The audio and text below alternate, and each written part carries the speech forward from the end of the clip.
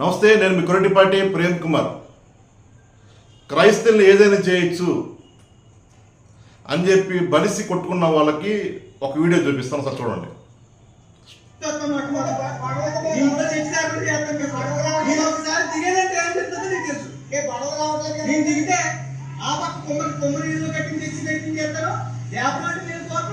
ప్రభుత్వం ప్రకారంగా ఎలాగైతే రావాలో ప్రభుత్వం నీకు కేసు పెట్టి మొన్న కూడా లేకుండా చేస్తాను.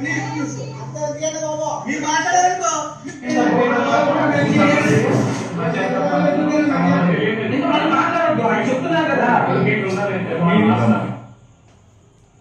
వాడు దిగితే ఏమైందో మీకు తెలుసు, చర్చి లేకుండా చేస్తా అని చెప్పి క్రైస్తవులకు వార్నింగ్ మీద వార్నింగ్ ఇస్తూ ఉన్నాడు.